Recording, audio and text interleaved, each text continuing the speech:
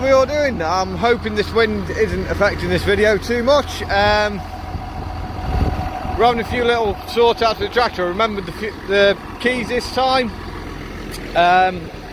Importantly, she may actually be going out tomorrow, so got a set of filters in the back of the truck for her. See if we can track down this bit of a fuel leak I found,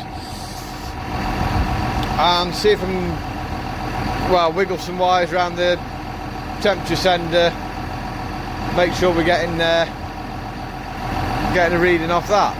So just got her fired up and out. We're not seeing any fuel leaking though,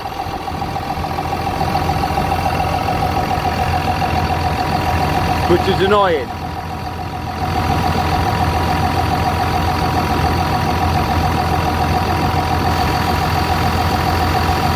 Very annoying. Ugh.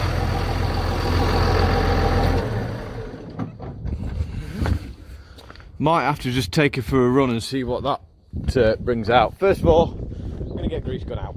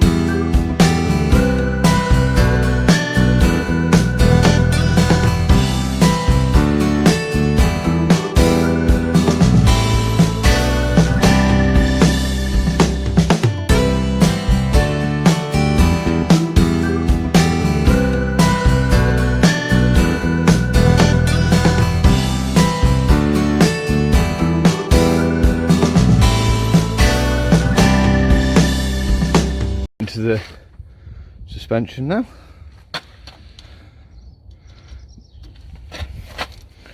These are all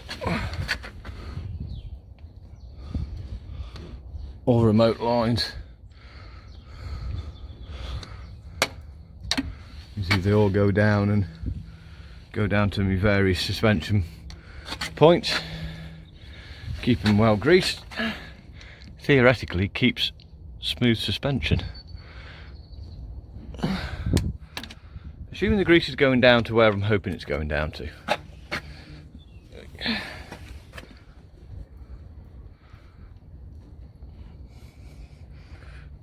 Right, so and then there should be one. Yeah. Loads of fingers in the camera. I love a bit of finger in the camera.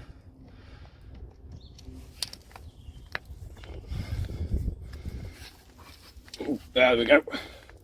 Oh, that gone stiff then.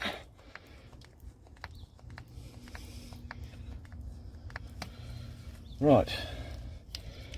Give it here. There's none on the kingpins or on the four-wheel drive line, I don't think. Ugh. So, see if we can find the temperature sender on here. Apparently it's in the head. Oh, there's plenty of wires. That'll be fuel. No, I can't find this diesel leak. Excuse me. A bit wet there, but I can't see that it's leaking down.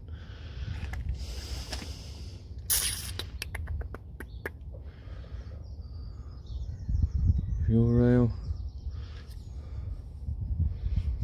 That I would say is the water pump there. Yeah. Could be that. Because that's our pipe, that's our water pump here, I think. Yeah.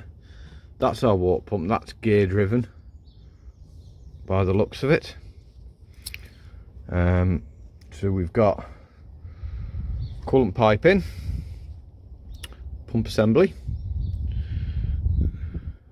pipe into the block. So you'd hazard a guess that that there was the sender. So we'll just have a look. Can't see any bad wires into it. What's that? Oh, that's the drain off hose for the expansion tank. Bit crap that, just wangling around there.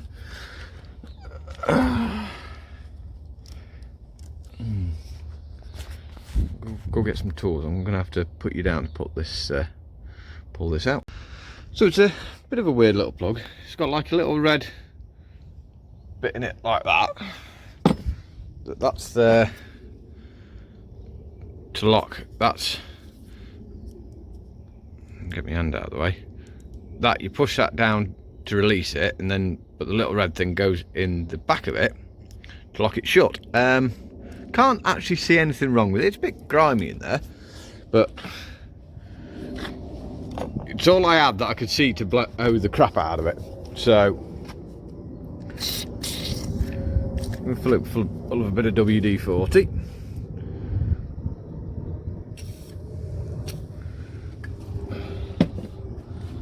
And plug it back in and see what happens. Really?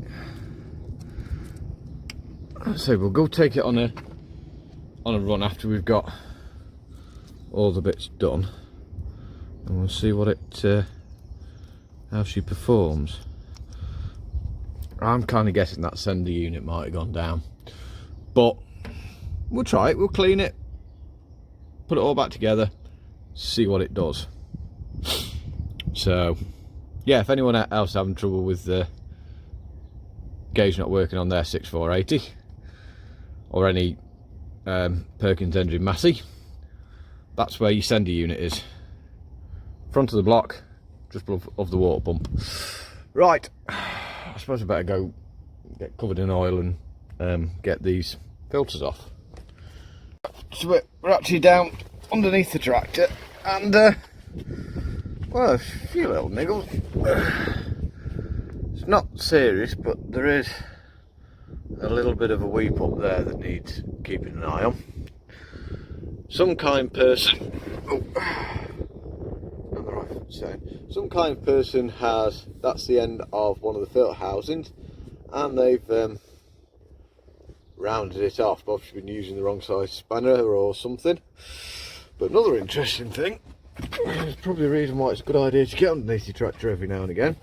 All this here is all part of the loader frame, which I like having this load frame because it stiffens the tractor up for heavy front linkage work. Basically, instead of the stress point being down here on the engine where it's trying to bend, it's taking it all the way back to the back axle. But one thing I have seen, I haven't got over the other side yet.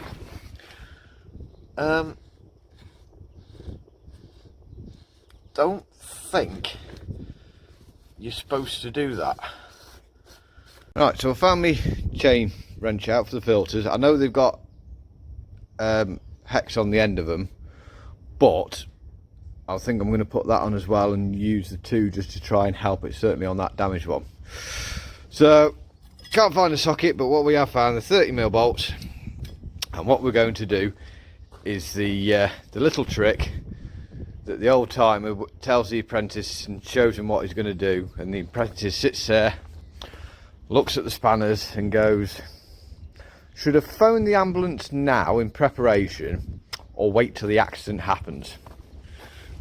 Yeah, you're always better wait until the accident happens. I mean, it's usually inevitable, but you know, at least if the old timer sits on the floor or in agony for a bit, I was going to say, it might teach him not to do it again, but we all know we're going to.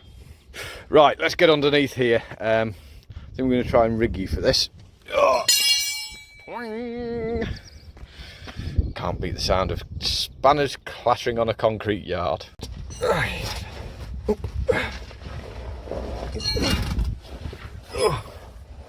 Okay, these I think are threaded in, so but they are well loose.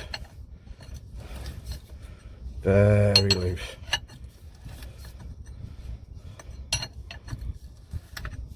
They're getting tighter.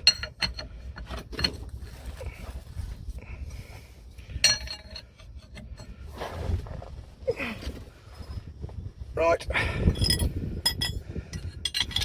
Time for the two spanners and broken knuckles theory.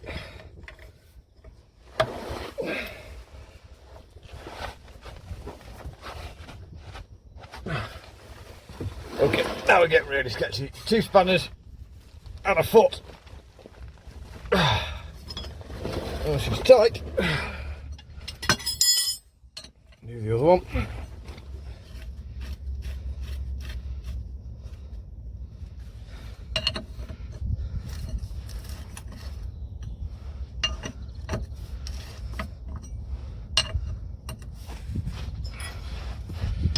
Two spanners.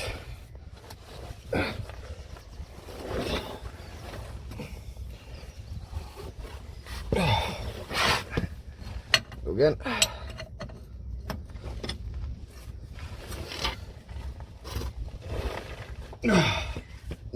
Cramp. Ow. Right, I'm going to go fat around the other ones. I'm sure you don't want to see me tighten every single bolt, but they need checking, certainly. Right. There's only so long we can put off getting covered in oil for. A bit of light on the situation. Can't find 27mm spanner. I've got a feeling, I know where my 27mm is. I've got a feeling it's in the toolbox that's in my mate's shed that he said, do you want to take that toolbox with you? And I said, no, as long as it's not in your way, I'll leave it here. It's safe. Got away with it.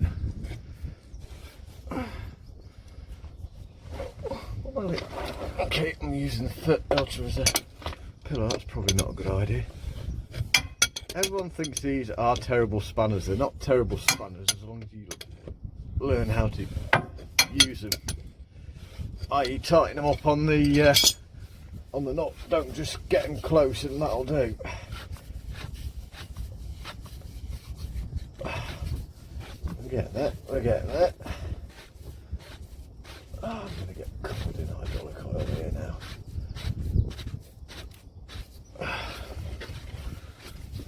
So we're not going to do an oil change, we're just going to do a filter change and see how she goes.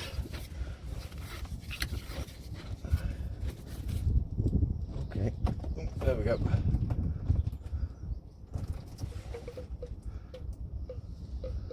I've just got to remember I've got a hole in this tub, but as long as it doesn't do like it's doing and heads towards it. A bit. I've put just about everything in the way. There goes the light. It's still alive. Oh, that's a bonus. That looks like the one I've got in the box next to me. Right. There should be a seal on this somewhere.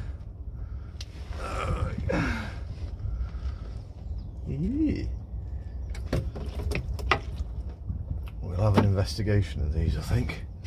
There's a seal in there, so we're going to have to pop that out, I think. Right, not entirely sure whether you can see from your vantage point, but we have an O-ring in here that we want to get out. End of the day, the kit comes with a new O-ring, so I mean, why wouldn't you?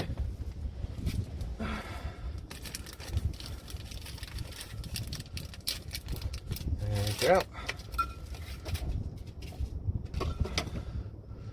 Well, the paper's in there, and I don't know where the plastic went.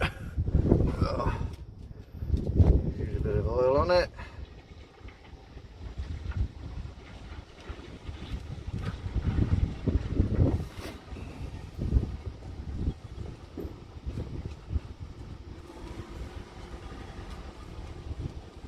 I know you really should use gloves doing jobs like this.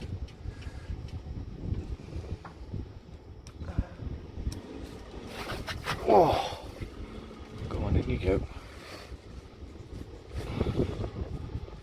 There we go. No, not quite. There we go. So you can make sure that does seal as well as possible, which it has.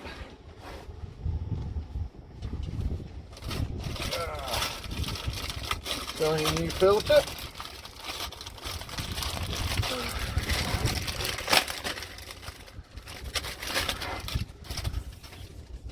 And there goes that plastic. You'd think I'd learnt about letting go of plastic bags up here. I'm going to have to go fetch them in a minute. So there's a what's the name there. I'm just going to put a bit of oil over that.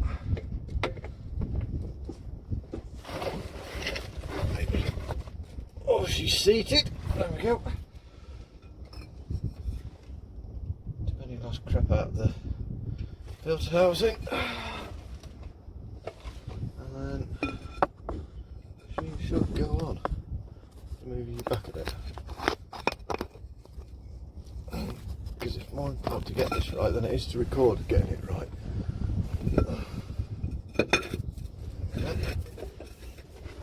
And here on.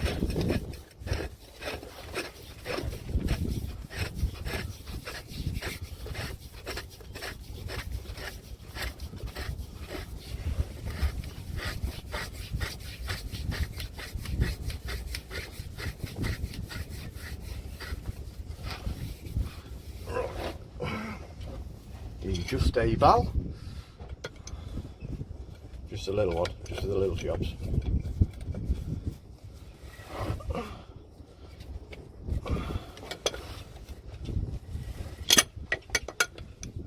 These are good. So I'm going to have to be careful to get this right.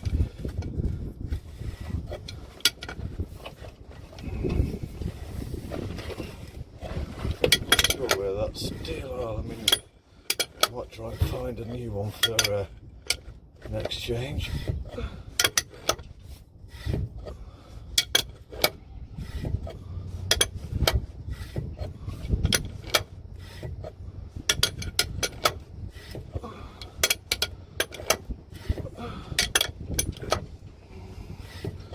I think this video is just going to be a video of watching me screwing things. Not like that.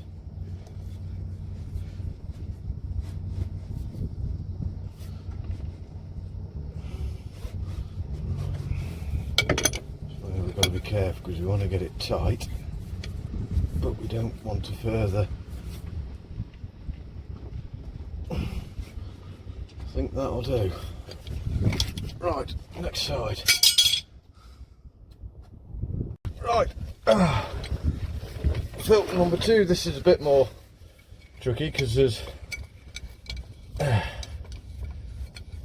diesel tank and everything in the way.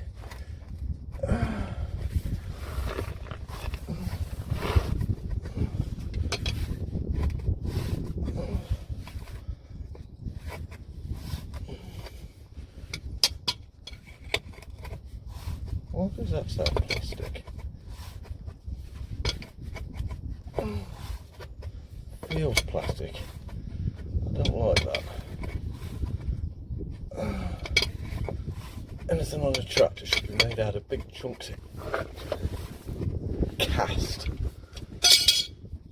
Yeah, it feels like a plastic filter housing that.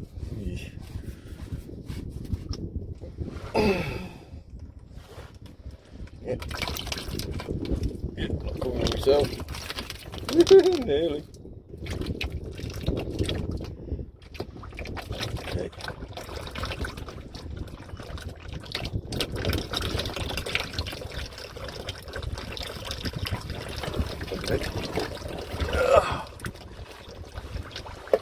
Okay, that's oh crap. Oh crap, that's gonna have to be some quick work here. Please tell me there's straight on.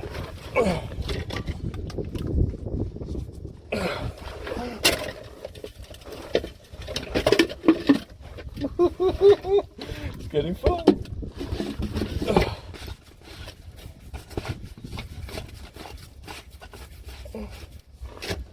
Oh, make sure I don't cross thread this. Well, that was a bit exciting.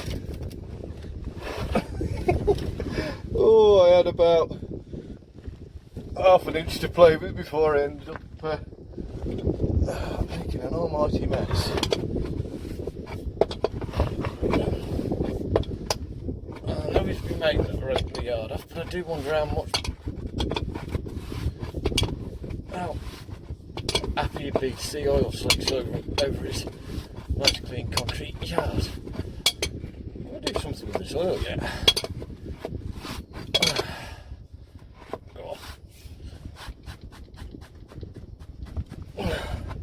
Right, that's that one done. So, as far as you can see, it's back end oil filter change. I've got to show you this. Oh, don't drop me phone in it now.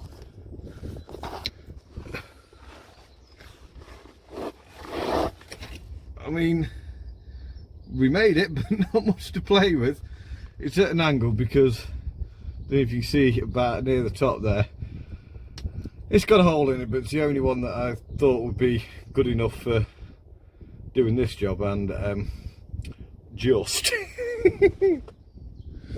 Right, next job. Oh, what a lovely view for you guys. Alright, so I just thought I'd take her out for the for a quick little road test. It does actually seem to improve shifting, whether that's also helped by the fact that, thanks to you guys at Cohen, she now sets off in the right gear. Yeah, I really much appreciate everyone that sort of shouted out on that and give us a heads up of what I needed to do.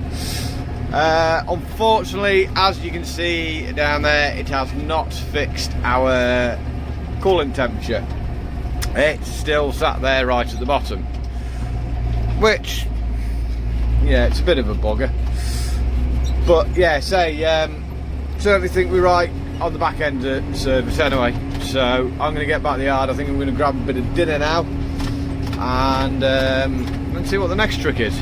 So we've got a little bit of a puddle.